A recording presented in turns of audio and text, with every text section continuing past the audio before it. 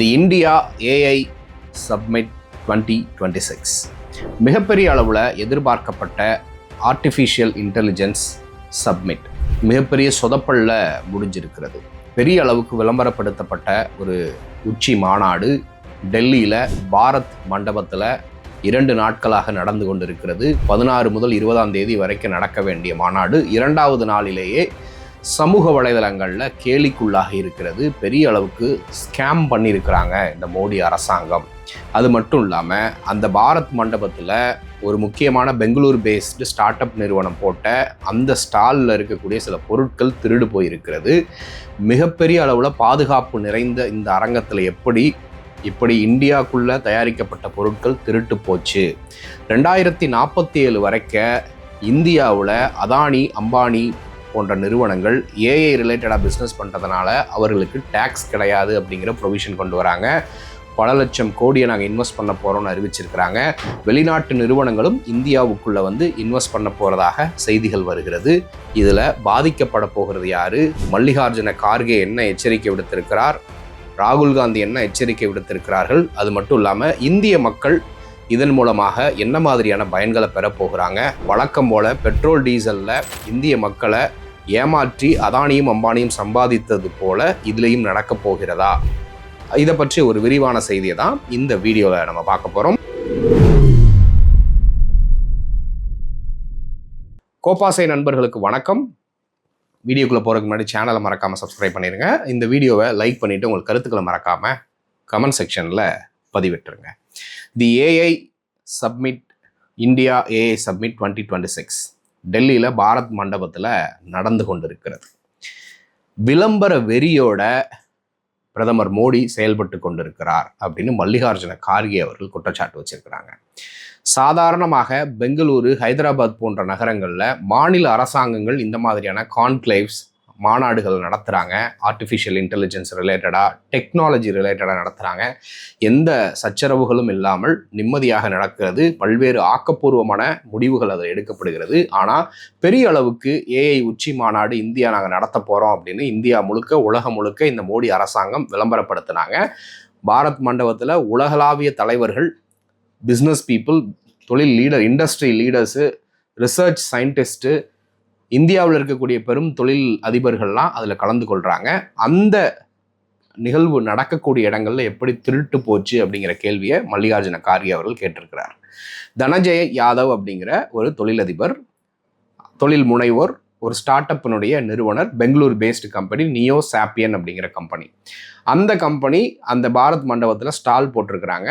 மிகப்பெரிய அளவில் கூட்டம், எதிர்பார்த்ததை விட அளவுக்கு அதிகமான கூட்டம் வந்திருக்கிறது. எல்லா பார்ட்டிசிபென்ட்ஸும் சரி, எக்ஸிபிட்டர்ஸும் சரி, ரெஜிஸ்டர் பண்ணவங்களை மட்டும்தான் அந்த மண்டபத்துக்குள்ளே விடணும் அப்படிங்கிறது விதியாக இருக்கிறது. பெரிய அளவுக்கான மிஸ்மேனேஜ்மெண்ட் அங்கே நடந்திருக்குன்னு குற்றச்சாட்டு வைக்கிறாங்க.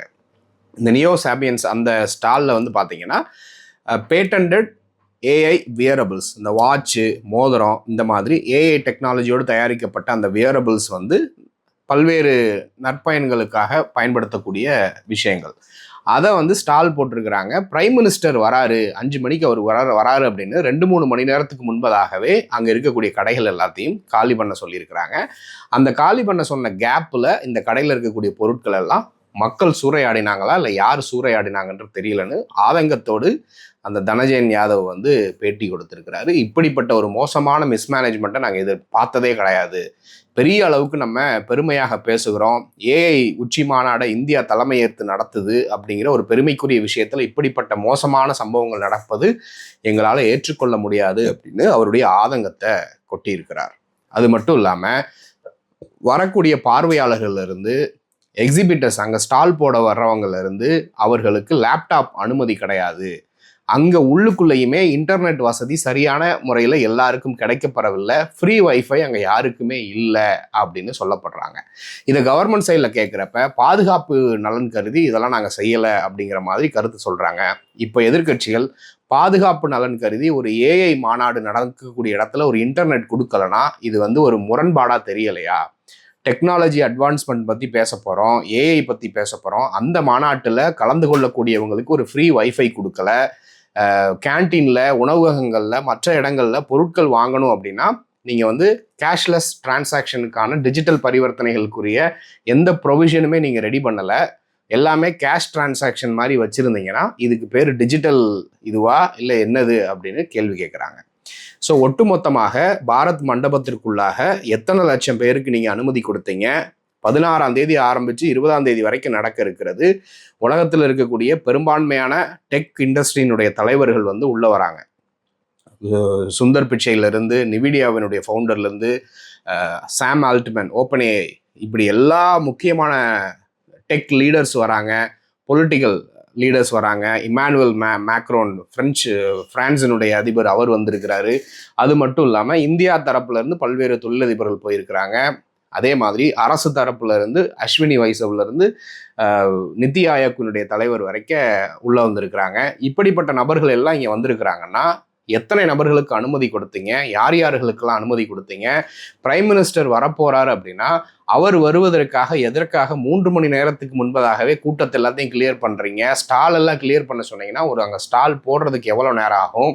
அந்த ஸ்டாலில் வைக்கக்கூடிய பொருட்கள் எல்லாம் எடுத்து வைக்கிறதுக்கு எவ்வளோ நேரம் ஆகும்? திடீர்னு அவங்களை காலி பண்ண சொல்லிட்டு பிரைம் மினிஸ்டர் வந்துட்டு போகிற வரைக்கும் திருப்பி அதெல்லாம் அரேஞ்ச்மெண்ட் பண்ணணும் அப்படின்னா அதற்கு எவ்வளவு காலம் பிடிக்கும், நேரம் பிடிக்கும், செலவு பிடிக்கும். அப்படி அரேஞ்ச்மெண்ட் பண்ணுறதுக்குள்ளாக அங்கே இருக்கக்கூடிய பொருட்கள் எல்லாம் அங்கே வந்த பொதுமக்கள் வந்து திருடிட்டு போயிட்டாங்கன்னு இப்போ கம்ப்ளைண்ட் வந்திருக்கு.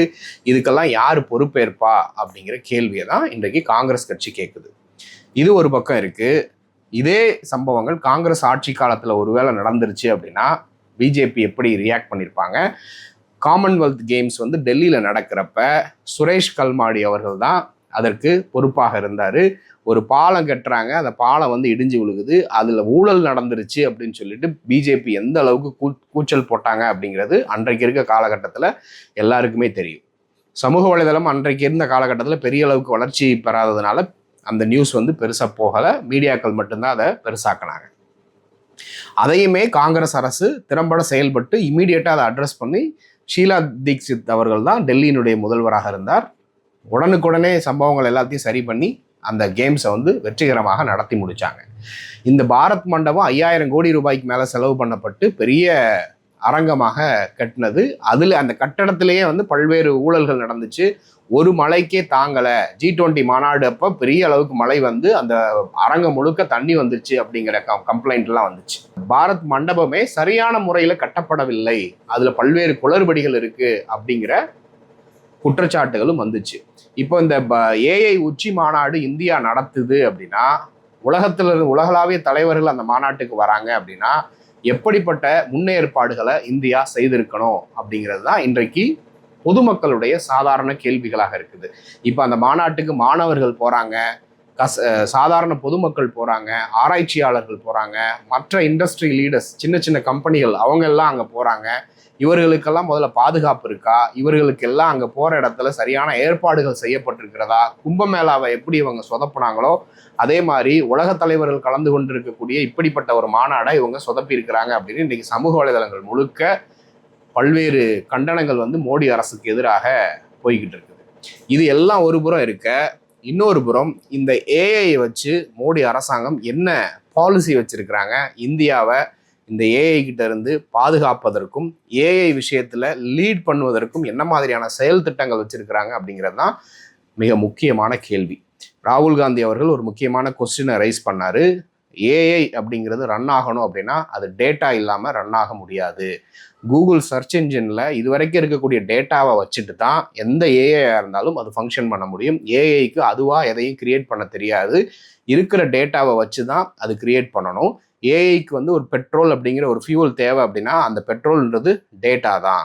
அப்படி பார்க்கையில் 140 கோடி மக்கள் தொகை கொண்ட இந்தியா தான் மிகப்பெரிய டேட்டா பேங்க்கு. சைனா அவன் 120 கோடி 130 கோடி மக்கள் தொகை வச்சிருந்தாலும் அவனுக்குன்னு ஒரு சட்டத்தை வச்சிருக்கிறான்.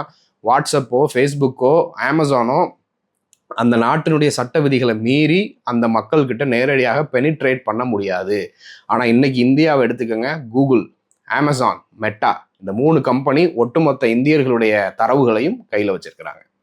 வாட்ஸ்அப்பில் கையில் வச்சிருக்கிறாங்க, சோஷியல் மீடியாலனா Facebook, Instagram, YouTube, Netflix, Amazon prime, இப்படி எல்லா அப்ளிகேஷன்ஸ் மூலமாகவும் 140 கோடி மக்கள் தொகையில் ஆல்மோஸ்ட் 90% மக்களுடைய தரவுகளை அமெரிக்க நிறுவனங்கள் கையில் வச்சிருக்குது. இதற்கு ஏன் நீங்கள் வரி போடக்கூடாது, இதற்கு ஏன் இது மூலமாக டேக்ஸ் மூலமாக இந்தியர்களுக்கு வருமானத்தை ஈட்டி இந்தியர்களுடைய வாழ்வாதாரம் மேம்படுவதற்கு இந்த அரசு செயல் திட்டங்களை கொண்டு வரக்கூடாதுன்னு தான் ராகுல் காந்தி அவர்கள் கேள்வி கேட்குறாங்க. இதில் இன்னொரு விஷயம் என்ன அப்படின்னு பார்த்தீங்கன்னா, பெரும் நிறுவனங்கள் கூகுள், அமேசான், மைக்ரோசாஃப்ட் போன்ற நிறுவனங்கள் இந்தியாவுக்குள்ள வந்து டேட்டா சென்டர்களை அமைக்கிறதுக்கு ஃபண்டு ஒதுக்கி இருக்கிறாங்க. அதே நேரத்தில் பார்த்தீங்கன்னா பட்ஜெட்டில் சில அலவன்சஸ் வந்து இவங்க சில ப்ரொவிஷன்ஸை வந்து உருவாக்குறாங்க. 2047 வரைக்கும் இந்த டேட்டா சென்டர் அமைக்கக்கூடிய நிறுவனங்களுக்கு டேக்ஸ் கிடையாது. அதே மாதிரி சட்ட விதிகளும் சட்டத்துக்கு சில விலக்குகளையும் உருவாக்கி கொடுக்குறோம் அப்படின்னு சொல்கிறாங்க. அதே நேரத்தில் நான் வந்து $100 பில்லியன் வந்து ஏஐக்காக ஒதுக்க போகிறேன்னு அதானி அறிவிக்கிறாரு. அதே நேரத்தில் அம்பானியும் அறிவிக்கிறார். இந்த 2 நிறுவனங்களோடு வெளிநாட்டு நிறுவனங்கள் டேட்டா சென்டர் அமைக்கிறதுக்கு இங்கே கான்ட்ராக்டுகள் போடப்படுகிறது. இது எல்லாம் யாருடைய தரவுகளை வச்சு பண்ணுறாங்கன்னா மக்களுடைய தரவுகள் தான். இதில் அல்டிமேட்டாக மக்களுக்கு ஏதாவது கிடைக்க போகுதா அப்படின்னு பார்த்தீங்கன்னா ஒன்றுமே இல்லை. எப்படி வந்து ரஷ்யாவில் கம்மியான விலைக்கு குரூட் ஆயிலை பர்ச்சேஸ் பண்ணி அதை ரிலையன்ஸ் பெட்ரோலியம் வந்து ரிஃபைன் பண்ணி வெளிநாடுகளுக்கு அதிகமாக விற்றும் உள்நாட்டுக்குள்ள மக்கள் அதிகமான விலை கொடுத்து பெட்ரோல் வாங்கியும் பெரும் நிறுவனங்கள் லாபம் அடைந்தார்களோ அதே மாதிரி தான் இந்த ஏஐ விவகாரத்திலையும் நடக்கப் போகிறது. டெலிஃபோன், கேபிள் டிவி, இன்டர்நெட் எப்படியெல்லாம் வந்து 2014க்கு முன்பு எப்படி இருந்ததோ அதை இப்போ எப்படி மாற்றி வச்சிருக்கிறாங்க, பல மடங்கு ரூபாய்களை ஏற்றி வச்சிருக்காங்க இல்லையா, அந்த மாதிரி தான் ஏஐ விவகாரத்திலையும் நடக்கப் போகிறது என்று வல்லுநர்களும் பொருளாதார அறிஞர்களும் எச்சரிக்கிறாங்க. ஸோ தொடர்ந்து இதை குறித்து பேசலாம். இதை குறித்து நீங்கள் என்ன நினைக்கிறீங்க அப்படிங்கிறத மறக்காமல் கமெண்ட்டில் சொல்லுங்கள். நன்றி.